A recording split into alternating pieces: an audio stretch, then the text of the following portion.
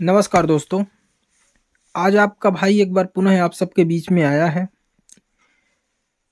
सबसे पहले मैं उन भाई बहनों को प्रणाम करता हूँ, धन्यवाद कहता हूँ, जिन्होंने इस मीटिंग में अपनी उपस्थिति दर्ज कराई। जिन्होंने नहीं दर्ज कराई, सिर्फ बहाने से काम चलाने का काम किए, उनको भी बहुत बहुत धन्यवाद। जो भोपाल पहुंचकर इधर-उधर घूमते रह गए, उनको भी धन्यवाद। और जिन्होंने इस मीटिंग को सीरियस समझा, उनको भी बहुत बहुत धन्यवाद। जो इस मीटिंग हॉल में पहुंचे, अपनी बात रखे और अपनी लड़ाई लड़ने के लिए तैयार हुए, उनको तो बहुत बहुत दिल से धन्यवाद। दोस्तों, कहना तो बहुत आसान है, लेकिन करना बहुत कठिन है। आज मैं सीधे मुद्दे में आता हूँ। बात को पूरी सुनना, तभी समझ में आएगी। और जहाँ पे आप सबको लगे कि मैं गलत बोला हूँ, वहाँ पे आप अपनी बात भी रख सकते हैं। दोस्तों, पहली बार ऐसा हुआ है कि किसी प्रदेश अध्यक्ष के द्वारा ये बात कही जाए कि मैं इस लड़ाई में सब मतलब मध्य प्रदेश के समस्त जीआरएस का साथ चाहता हूं, समय चाहता हूं, साहस चाहता हूं, संयम चाहता हूं और संघर्ष निधि चाहता हूं। दोस्तों, किसी लड़ाई लड़ने के लिए अगर आप अकेले लड़ते हैं, अगर आप अकेले हो, तो अकेला व्यक्ति को हर व्यक्ति दबाने की कोशिश करता है।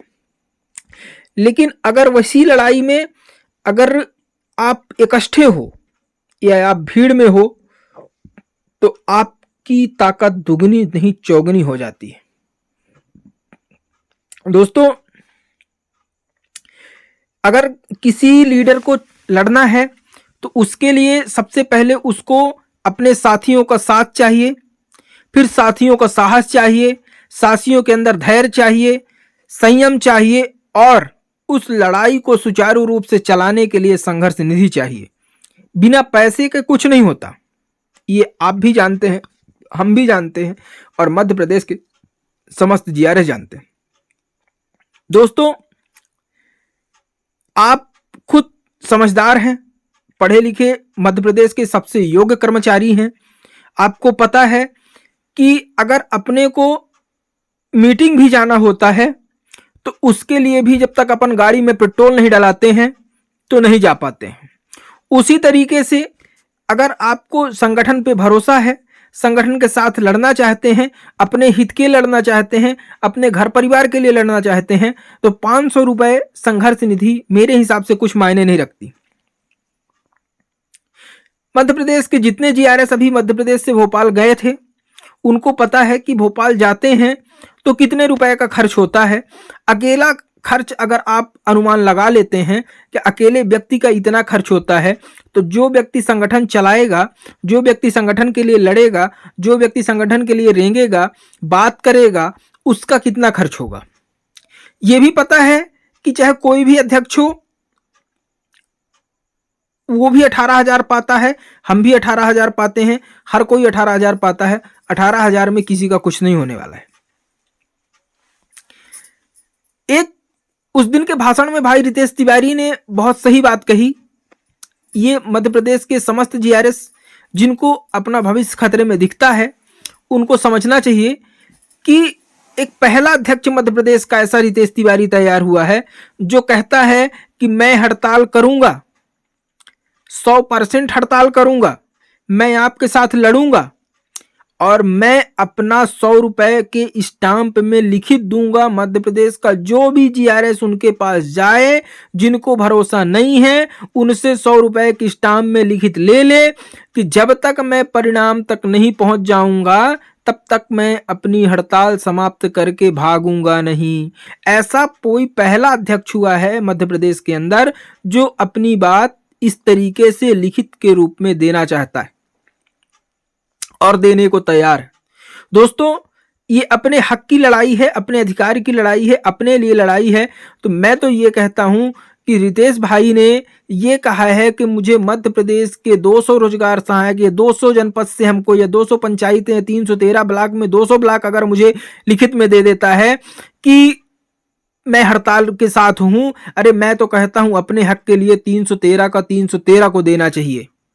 सामने वाला 70% में लड़ने को तैयार है, लेकिन जिसका जमीर जगा हुआ है वो तो 313 के 313 ब्लॉक देने को तैयार है। ऐसा पहली बार हुआ। बहाने करने के लिए लोग बहुत सारे बहाने कर सकते हैं।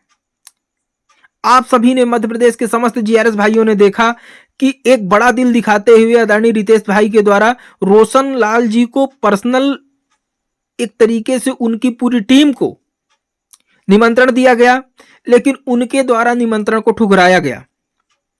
मैं तो ये कहता हूं, आप सब घर परिवार बाल बच्चे वाले हैं, आपके घर में अगर रितेश तिवारी अपने बेटी की शादी तो किए नहीं थे कि कलश लेके जाएंगे कि रितेश भाई जी आपको पर्सनली आना है, आपके संयोजक जी को पर्सनली आना है, आपके सचिव जी को पर्सनली निमंत्रण देंगे।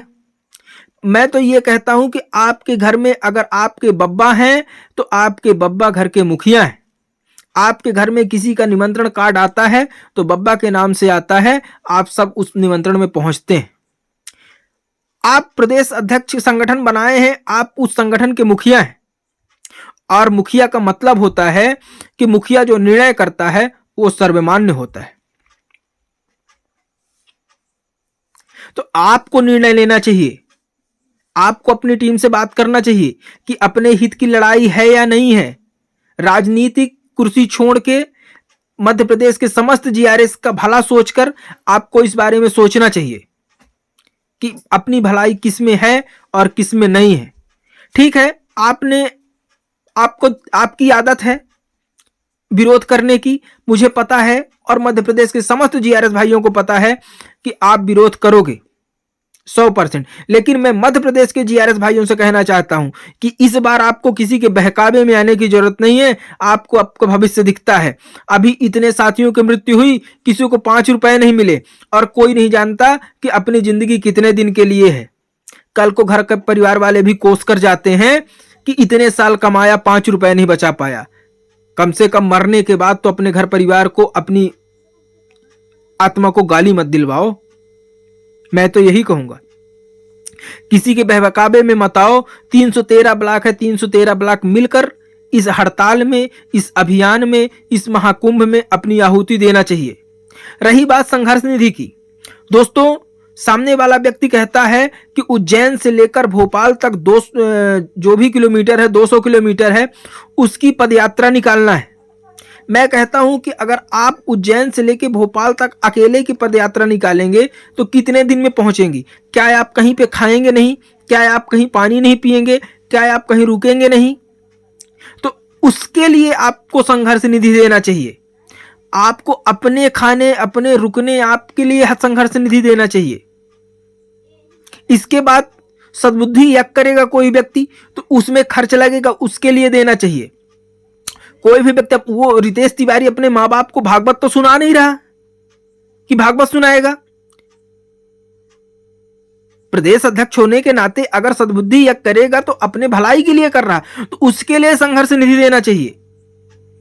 यह बहुत बड़ी बात है। पहली बार कोई व्यक्ति इतने नेक काम, भगवान के दरबार से पदयात्रा निकालने के लिए तैयार है और उसके बाद सद्बुद्धि यज्ञ करने के लिए तैयार है। शासन प्रशासन सुने या ना सुने, लेकिन हमारा कर्तव्य है अपने हक के लिए तरह तरह के अपने सुनियोजित कार्यक्रम करना हमारा अधिकार है, जिससे देश प्रदेश की मीडिया में यह बात जानी चाहिए कि मध्य प्रदेश का एक शिक्षित ऐसा कर्मचारी है जो आज की डेट पर प्रताड़ित है। दोस्तों, आगे ऐसा भी समय आने वाला है, अगर अभी नहीं संभले तो कभी नहीं संभल पाओगे। आगे चल के मध्य प्रदेश का जीआरएस की अटेंडेंस भी ऑनलाइन होने वाली है और आपको सुबह भी अटेंडेंस लगाने जाना पड़ेगा, शाम को भी अटेंडेंस लगाने जाना पड़ेगा, और अगर आपकी अटेंडेंस नहीं लगी तो आप अब्सेंट माने जाओगे। अभी तो सरपंच वाला आदेश हुआ है, आगे चल के अटेंडेंस वाला भी आदेश होने वाला है। इसलिए समय रहते हर चीज से लड़ने के लिए, अपने हक की बात करने के लिए, भैया हमको उस लायक बना दो कि हम दोनों टाइम जाके अटेंडेंस लगा सके पंचायत में।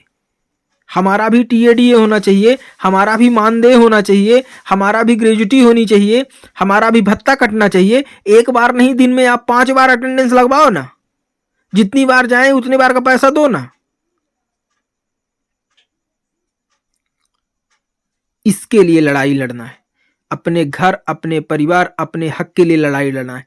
इस कार्यक्रम के जरिए, इस जो कार्यक्रम भोपाल में हुआ है उसके जरिए मध्य प्रदेश के समस्त जीआरएस को समझ जाना चाहिए, समझ जाना चाहिए और सतर्क हो जाना चाहिए कि अब वो समय आ गया है जो हमको इस बार एक बार पुनः महाकुंभ में कूदना है। और इसके बाद ये प्रण लेके कूदना है कि आर हो या पार हो, मर जाएंगे तो एक साथ मर जाएंगे, जिंदा रहेंगे तो एक साथ जिंदा रहेंगे, जो होगा तो सबके साथ होगा। ऐसा नहीं कि हड़ताल 15 दिन हुई, एक जिला कल लौट गया, दूसरा जिला परसों लौट गया, तीसरा जिला नरसों लौट गया। ये नहीं होना चाहिए। लिखित में अगर अध्यक्ष दे रहा है आपके साथ कि मैं आपको गारंटी देता हूं कि जितने दिन हमारा निर्णय नहीं होगा तो हम हड़ताल से वापस नहीं आएंगे, तो आपको भी उसके साथ लिखित में देना चाहिए कि जितने दिन आप संघर्ष करोगे उतने दिन हम आपके साथ खड़े रहेंगे, मरेंगे तो साथ, जिंदा रहेंगे तो साथ। अगर हक की लड़ाई लड़ना है तो उसके लिए हिम्मत जुटाने की जरूरत है। समय कम बचा है, जितने दिन हैं उतने दिन पूरे जिले, मध्य प्रदेश के जितने जिले, जितने ब्लॉक हैं, एक अभियान के तहत इसको, अपने कार्यक्रम को निरंतर चलाएं। अब और अपना स्टाम्प जो है लगा के अपने जनपद से समस्त जीआरएस के दस्तखत करवा के और प्रदेश स्तर को प्रेषित करें। और अगर जो भी लोग ये नहीं कर पा रहे हैं और कल को कुछ होता है, जैसे आगे चल के होता आ रहा है, तो ना तो आप प्रीतेश तिवारी को कह सकते, ना आप किसी को कह सकते, ना मुझे कह सकते कि आप लोग बोलते बसते हुआ कुछ नहीं। किसी को नहीं कह सकते, आपको कहने का अधिकार नहीं है। अगर कोई व्यक्ति लड़ने को तैयार है तो फिर साथ दो, समय दो, साहस दो, संयम दो, संघर्ष दो, संघर्ष निधि दो। अगर इतना चीज दोगे तो ऐसा नहीं है कि ईंट से ईंट बजेगी नहीं, बजी भी है, बजेगी भी। इसी के साथ मैं अपनी वाणी को विराम देता हूं और मध्य प्रदेश के समस्त जीआरएस भाइयों को कहता हूं कि एक बार मन से लड़ाई लड़के देखो, मजा आ जाएगा। जय हिंद, जय भारत, जय जीआरएस।